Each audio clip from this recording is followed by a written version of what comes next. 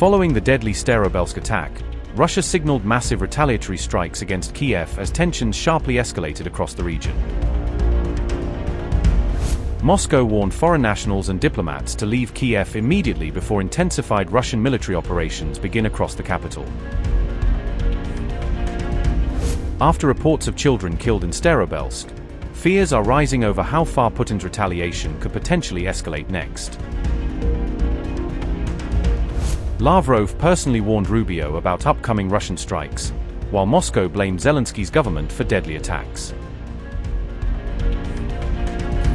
Russia dramatically escalated the war by announcing systematic retaliatory strikes targeting military and command infrastructure across Kyiv immediately. Moscow warned foreigners and diplomats to leave Kyiv before launching what it called systematic retaliatory military operations nationwide. Russia said the strikes were retaliation for last week's Ukrainian drone attack inside Russian-controlled territory near Starobelsk recently. Moscow accused Ukraine of targeting a college dormitory in Starobelsk during the deadly drone strike on May 22. Russian officials claimed the attack killed 21 people, injured over 60 others, and deliberately targeted children inside the facility.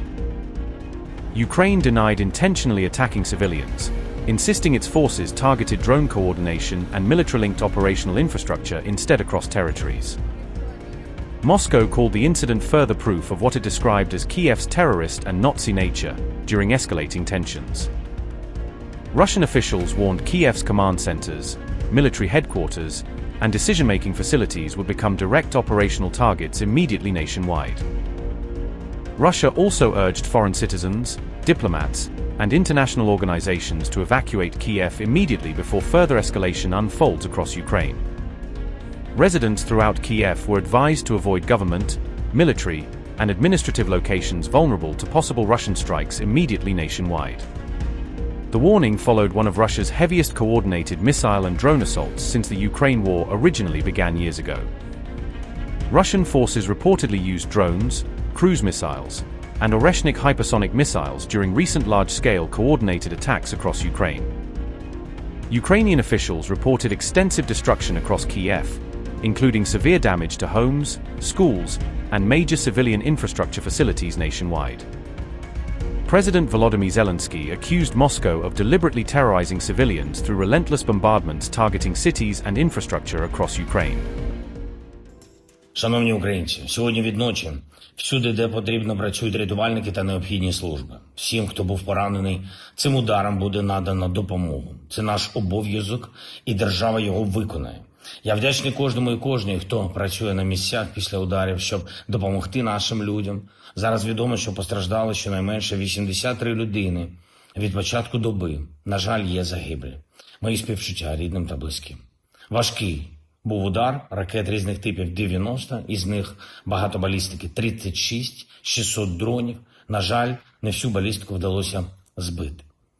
Найбільше влучань у Києві, і саме Київ був основною мішенню цієї російської атаки. Путін вже і слово «ура» не може нормально вимовити, шамкає, а все ще своїми ракетами перемагає житлові будинки. 3 російські ракети проти об'єкта водопостачання, спалив ринок, десятки житлових будинків пошкодив, кілька звичайних шкіл, запустив свій Орешник проти Білої церкви, реально неадеквати. Важливо, щоб це для Росії не залишалось без наслідків. Сьогодні кожен у світі, хто не промовчить, хто допомагатиме Україні, є захисником життя. Дуже важливо продовжувати працювати, щоб було ППО для України, зокрема проти балістики. Мати Росію поруч – це постійна загроза. Наші люди в Україні цю загрозу стримують і зупиняють, але світу варто чітко бачити, з ким маєте справу. 5-й рік повномасштабної війни. І від перших секунд це неспровокована терористична війна Росії проти життя. Ми робимо все, щоб встановити мир і захистити людей. Все. І важливо, щоб Україна була не наодинці. Потрібні рішення і від Сполучених Штатів Америки, і від Європи, і від інших, щоб цей старий Орешник в Москві вимовив слово «мир». Дякую всім, хто допомагає. Слава Україні!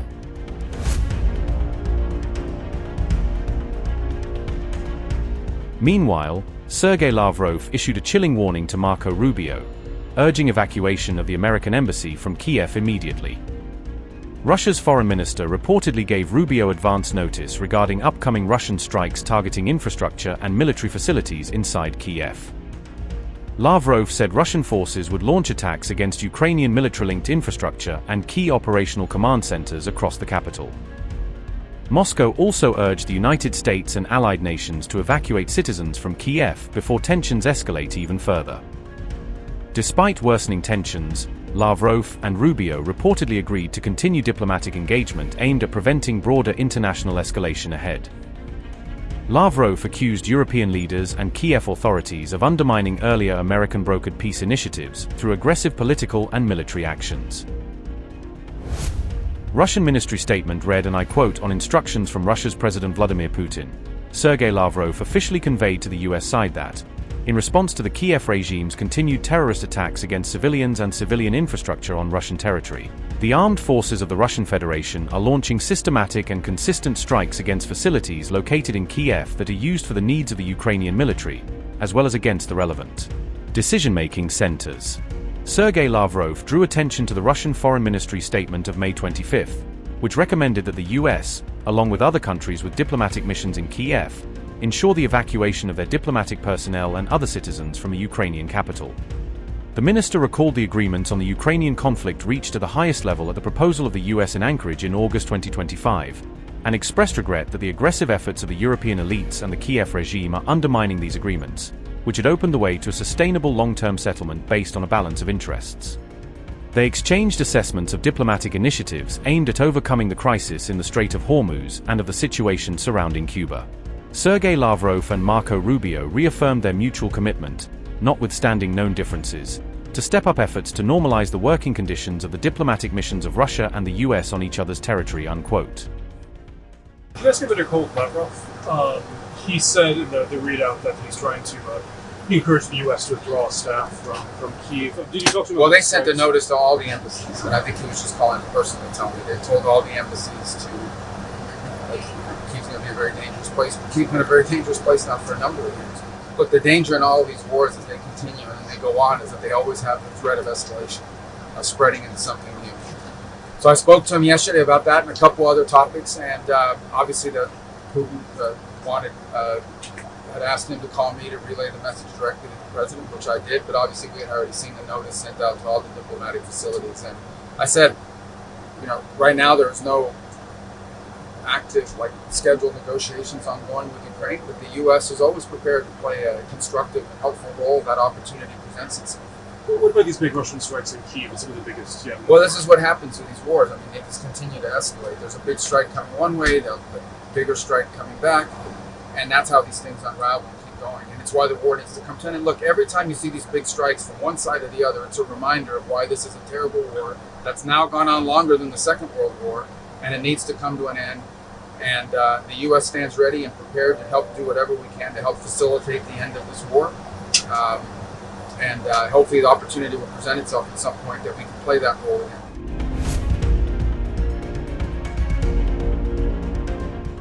Russia has accused European leaders of allowing Ukraine to act without restraint. Moscow said the EU's silence has encouraged fresh Ukrainian strikes on civilian targets. A Russian foreign ministry official made the remarks in comments carried by the Izvestia newspaper, according to TASS. Rodion Miroshnik said Europe was deliberately ignoring what Moscow described as Ukraine's violations of international and humanitarian law. Rodion Miroshnik said, and I quote, "This, war crimes, is one of the important issues that will undoubtedly arise on the negotiation track. The question here is whether international humanitarian law in the form of the Geneva Conventions, additional protocols, and a whole list of conventions should be swept under the rug, or whether international humanitarian law is binding on everyone. If it is binding on everyone, then Europe will have to admit that Kyiv committed such crimes." Unquote.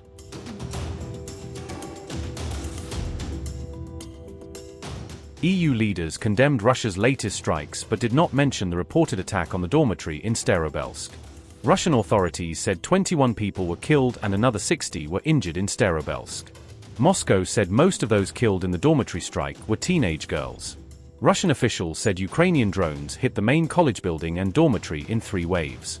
Russia later launched what it described as a massive retaliatory strike on Ukraine. Moscow said the attack involved Oreshnik, Iskander, Kinshal, and Zircon missile systems. The Russian Defense Ministry said command posts, air bases, and defense plants were hit. Ursula von der Leyen accused Moscow of brutality and of showing disregard for human life. Koja Corliss described Russia's actions as a political scare tactic after the strikes. Macron vowed to increase support for Ukraine, while Merz called the escalation reckless. Reports said none of those European leaders referred to the deadly Starobelsk dormitory attack. Maria Zakharova said the BBC and CNN had rejected Moscow's invitation to visit the site.